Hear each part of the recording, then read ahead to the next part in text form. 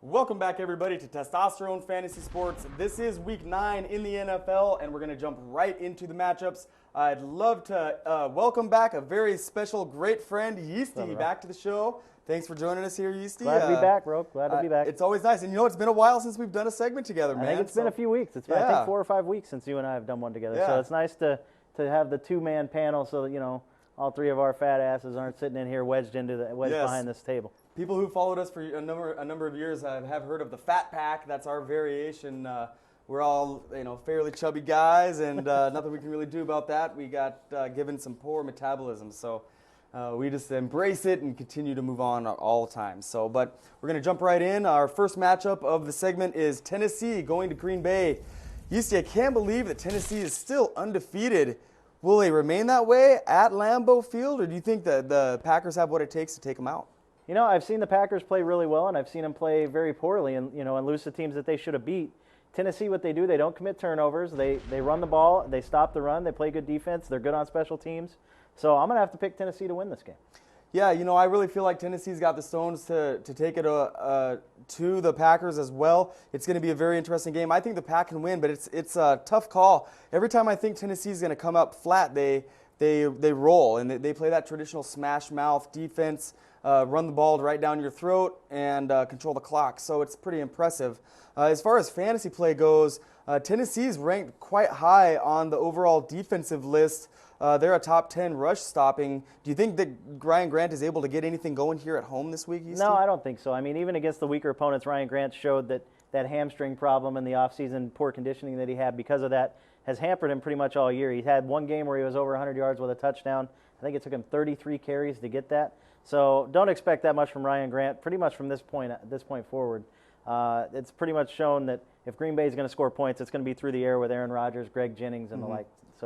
So now the Titans are leading the NFL. Actually, they're second in the NFL in interceptions. So what's funny is that the Packers are first. They've got 13. Yep. Titans have 12. As Aaron Rodgers goes back and does his passing thing, what do you think the chances are of turnovers here? You think it's going to be like 2 or 3? Yeah, maybe 0? Aaron's a guy that will throw 2 or 3 touchdowns, and he'll throw 1 or 2 interceptions. He's trying to get the ball in there. For God's sake, you watch Brett Favre do it for so long. He's got to touch number 4 to him. He's doing the same thing, but he does produce the big plays, and usually he's leading the team to victory. A couple of times he's faltered a little bit, but I think Tennessee's going to clamp down on him, and I wouldn't expect a whole lot out of the Green Bay offense. So now we know Greg Jennings is a week-in, week-out starter. You want to pretty much play him whenever you can. But Donald Driver's a little different story. I've seen Donald Driver on a waiver wire in one of my leagues. Would you suggest I pick him up and play him here? I think it all depends on your situation. I think he could be a good start. The other guy that I'm excited about in the passing game is Donald Lee, the tight end. Okay, nice. Everybody watched Dallas Clark slice up that defense that they have where he ran wide open down the middle. I'm sure Tennessee will adjust some, but Green Bay will also find some packages to get Donald Lee open.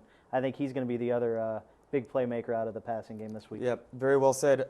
As far as Tennessee's rushing game, they're pretty much a one-dimensional offense. How do you like the 2 running back system? Smash and dash, they're called. Lindell White and Chris Johnson. What do you think about those 2 boys? I think Chris Johnson is amazing. I love that guy. I wasn't really sure what we were going to get from him. I took him in our tough league and more as a high upside kind of guy, and I can't believe how good he's been. Lindell White, he just scores touchdowns. He's the rushing version of Chris Carter, for God's sake, 13 yards and 2 touchdowns. That's a solid fantasy play out of a running back from last week. So I'm actually in one league that I'm in. I'm starting both Lindale and Chris Johnson because I've got LaDainian on bye. So Don't I'm going to remind start me them about both. that duo. I'm going to start them both and just let them run wild. So I expect both of them to do well. Lindale will get in the house, probably 10 points or so. Chris Johnson, if you're in a yardage-heavy league, he's probably going to get you 15 to 20 points easily.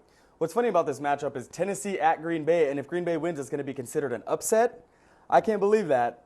One team that has made upsets, the complete story of their season has been the Dolphins. They've taken out the Patriots. They've taken out the Chargers. They won again last week against Buffalo, no less. This week they travel to Mile High. What do you think, EC? Does Miami have a wildcat enough to win this game? I don't think so. I think Miami plays that AFC East style game, the low-scoring type of a game, and I just don't think that Denver is going to allow that to happen. I think Denver can run the ball against Miami. I think they can throw the ball definitely against Miami. And I just don't think that Miami can put up enough points to hang with Denver in this one. Although you have to be impressed. How long has it been since we talked about Miami? I know, the it's been second crazy. matchup that we've talked about. So you got to like what's going on down there. You know Bill Parcells knows his stuff, Sperano, and I feel good for Chad Pennington, a guy that was pretty much cast aside out in New York and is performing pretty well and could actually be a decent bye-week fill-in at the quarterback position if you have Phillip Rivers, or somebody like that against a Denver defense that's missing Champ Bailey. I personally think that getting embarrassed on national TV against the Patriots was a big motivating factor for Denver. I like them to win this game. But as far as Miami goes, we know that Ronnie Brown is a must-play each week. But 175 yards out of Ted Ginn Jr. I mean, they play a decent pass defense here. Let me take a look down the list here. Keep going. Keep going. He can't read. He's just looking. They're number 28 in passing defense now. Now they've crept up a little bit in recent weeks, but Randy Moss went off twice. What do you think? Do you think Ginn can kind of reproduce a little bit what he did last week? I think he'll be solid, especially in leagues that are giving points for return yards as well. I know that's an up-and-coming source of fantasy points. I think Ted Ginn has developed into a third wide receiver option, and against a defense that, like I just said, is missing a lot of the key components in the secondary, I think you've got to start him this week. As far as Denver goes, we've known them traditionally to be a fantastic running team. Can't tell who's going to run the ball this season. It's a hodgepodge of crap, if you ask me. I don't want to play any of these guys. Miami's a decent defense that stops the run. You like any plays in the backfield for Denver? No, the only play that you can really go with would have to be Michael Pittman at this point, assuming that his ribs are going to be okay. Everybody's snapping up the youngster Ryan Terrain, getting ready to come back from his elbow injury. Probably not going to get too many touches this week. He will limited, I would say 5 to 10 touches is everything that I've been reading. See how he does. If he performs well and he's still out on your waiver wire, which would be surprising because running backs are so scarce, go ahead and snag him if you have a spot on your bench, but don't start him this week. I think Pittman's the guy. The Dolphins allow 230 yards through the air, and they face against a top 5 fantasy football wide receiver in Brandon Marshall. I love him in this play this weekend. They need to get him going in a big-time way at Mile High if they're going to win. This team doesn't want to go down 2 weeks in a row, so don't you think that Marshall will be a nice play? Yeah, you've got to throw Jay Cutler and Brandon Marshall out there. I think Eddie Royal is actually going to get to the house this week. And if Tony Scheffler plays, it's still kind of up in the air at this point, but if Tony Scheffler plays or Daniel Graham, both of them should perform well also. Baltimore has been doing a very nice job this season, winning a lot more than we've suspected. Joe Flacco has been a bright surprise on the football field. His production has yet to translate to the fantasy field. They play at Cleveland this weekend. Cleveland, you can't tell what they're going to do week in and week out. Sometimes they look like they have staph infections, herpes, yeah. Whatever. Who knows? Maybe we can edit that spot out. But Baltimore's at Cleveland here this weekend. It's going to be interesting. I couldn't believe that Cleveland beat Jacksonville at Jacksonville last week. Is that more a testament to Jacksonville, or is Cleveland starting to turn things around? Yeah, I don't know. It's hard to say. I'm biased as a Cleveland guy. I always look towards the negative things because they've kicked me in the nuts so many times over my life. But I think they look good. It was a game that was a hard-fought football game, and they actually played pretty well. Some of the stats won't show it, but the defense played pretty well and held down Maurice Jones-Drew, who I thought was going to run wild against Cleveland last week. Jamal Lewis ran very well against a tough Jacksonville defense, but you never know what you're going to get. You're going to get the team that kicked the crap out of the Giants on Monday night. You're going to get the team that laid an egg the very next week. So it's tough to say. I would say against a tough defense, I wouldn't look for Cleveland to do much against Baltimore. Speaking of getting kicked in the nuts, dude, Kellen Winslow Jr. has had a rough go of things lately. He's had some swollen coconuts, and now then he criticized the team with the whole staph infection situation. Missed last week's game. They're going to need him if they're going to win this game. Do you think he plays, Yeasty? And if so, what would you say his ceiling is? I think he's definitely going to play. I think that they're going to look to try to get him the ball. Steve Hyden has performed well in the couple of games that Winslow has missed, and they've won the last 2 games that Winslow has missed, and they lost the game he was in there. So there's some talk that they don't need him as much, kind of like the Jeremy Shockey thing last year. But I think Kellen Winslow is definitely a player, and if he's in the lineup, he's got to be in your fantasy lineup because just the laws of probability are going to state that he's not going to stay as low statistically as he has been. So if you can go out and get him for a late season run where Cleveland has some decent matchups, and you can get him for very cheap. So I'd say get Kellen Winslow in your lineups. Braylon Edwards has been so inconsistent, I want to call him Ocho Cinco or Uno Sieben or whatever. They call him Uno Mano, which is one hand, because that's what he plays with half the time. Right, and the Baltimore defense is fantastic. I think the Baltimore defense shuts down Cleveland pretty much all around the board here.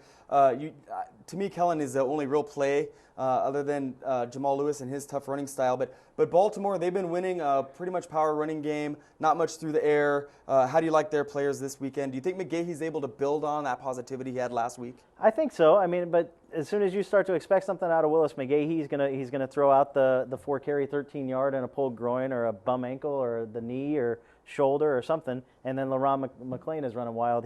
I wouldn't touch this Baltimore backfield just like I wouldn't touch the Denver backfield at this point because you can't depend on it. So, as far as the passing game goes, I'm not going to recommend anybody. Derek Mason if you have to, but you're not going to get Todd Heap. Demetrius Williams, who had the big touchdown last week, is now on IR. So I'm not going to recommend anybody out of the passing game.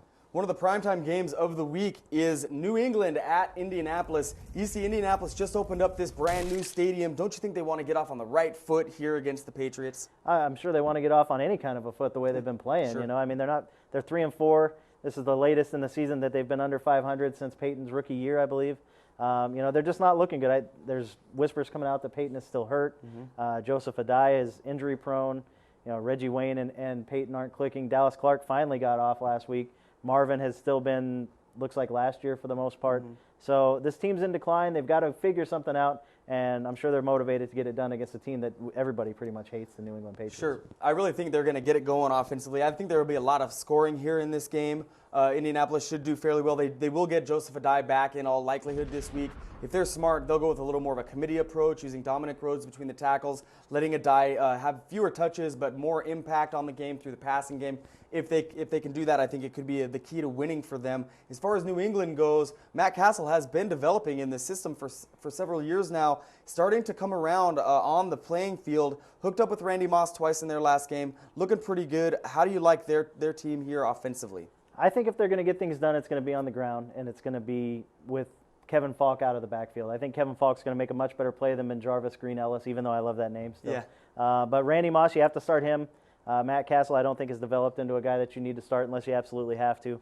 But, they've still been pretty inconsistent. He's off target a lot of times with the balls that Randy could be getting. So, hit and miss with Randy, but starting to look like it's going to be more hit than it is miss at this point. I like Ben Jarvis Green Ellis. I think that Ben Jarvis Green Ellis could have a pretty nice stat line from this game. If they give Ben Jarvis Green Ellis enough carries, he should be able to get into the end zone. And against a very poor rushing defense, Ben Jarvis Green Ellis could top 100 yards. Are you just trying to say Ben Jarvis Green Ellis a bunch of times? I am kind of tempering my expectations on the young running back. Kevin Falk's going to outscore Ben Jarvis Green Ellis. I think there's a chance of that. But he is coming around. He's a later pick from Mississippi. He's a rookie, so he's getting his feet about him. But I like Ben Jarvis Green Ellis. I think that Ben Jarvis Green Ellis has good talent, and I'm interested to see what he'll do for the rest of the season. Keep him on your bench right now, but keep an eye on the young man. Who are you talking about? Ben Jarvis Green Ellis. So one last thing to end this segment, Easty. Rivalry weekend has been brought up last week on the show. This week, you and I tee off in the Tough League. That's right. How does that make you feel, man? What do you think about our matchup this weekend? I'm pretty excited. You've got LaDainian, who's on bye, and I've got my plethora of rookie running backs that I was slammed for getting all the high draft picks for this year. And the only bad thing is that I've got Drew Brees, So what do you Death to the Easty boys. Death to the Easty boys. Stomach flu for Andre Johnson. How sweet is that going to be if Andre runs wild on the Vikings and then I beat you because of that? That's what I thought. Damn, that would suck. That's jacked up. Death to the Easty boys. Grizzle and Grazzle. Good luck this week.